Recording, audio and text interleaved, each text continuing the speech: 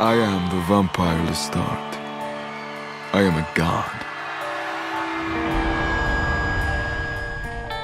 Lestat's always been very involved with music. If he's gonna tell his own story, he's gonna do it in a performative way. Dude, what the fuck? G minor sus out! Hey, dude, that was sick. This whole season serves as a shrink to Lestat, and it's about Lestat working out who he is. Lestat tries to figure out how to feel about the fact that his ex has written a best-selling book about him in which he's vilified. And he starts off by having a tantrum and forming a rock band. We are the Vampire Lestat.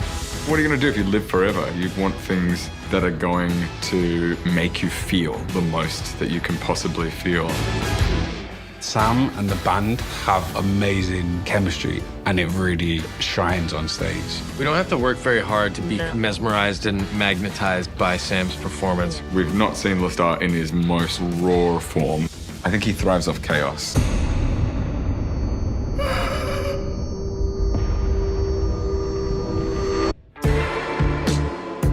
Louis, do you know someone called Daniel Malloy? Where you leave Louis and Lestat at the end of season 2, they have not dealt with the book coming out in the real world. Explain yourself. It's gonna be here and gone in a minute. No one reads anymore. Nostalgia, genre, whatever. And now the book is real. Okay, I should have asked you before I published. I would have said no. I think Louis does feel guilty about the book, but I think he's also pretty angry that it was released without his consent. No! No! And you see the fallout of these characters having to deal with themselves being turned into caricatures. And that's very confronting for a character like Lestat, who likes to control his narrative completely. So this whole tour is just some ironic reaction to my book. The songs are my story. Your documentary, the liner notes. Liner notes? I'm taking this thing to Cannes. Picture Auvergne, France, 1772. We learn a lot about Lestat. We go way into the past and learn about his background. Were you a stutterer as a child?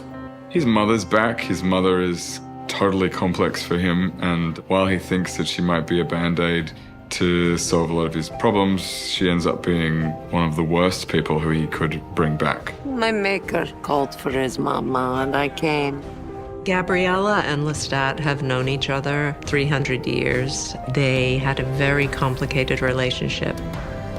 You start to see why Lestat is the way he is, why he does what he does. And we were having such a good night. And now we're not. Forget ourselves. Congrats on the happy day. Louis has a really extraordinary journey this season. This is a very different Louis to the Louis that we knew and loved, or had a complicated relationship with in the first 2 seasons. You got the wrong ad.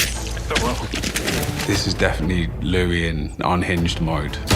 You are courting great danger with Lestat, Daniel. Armand is deeply, deeply traumatized vampire. I love you, Lestat. Christ. This is a version of Armand who's a bit more desperate, maybe, a bit more bitter, a bit less in control. Be who you are, but be it on the other side of the moon. Or kill yourself.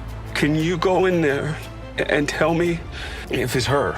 The Vampire Lestat is an amazing book, and I'm very privileged to be involved in the making of it in a way. The Tooth Team. The Fang Gang. We see there are a lot more vampires. These things that we never really knew about. Magnus, Nikki, his relationship with his mother. We've had little tastes of in previous seasons. We now get a much more fleshed out backstory and version. That does crack open the vampire world, and it's a much bigger environment and playground.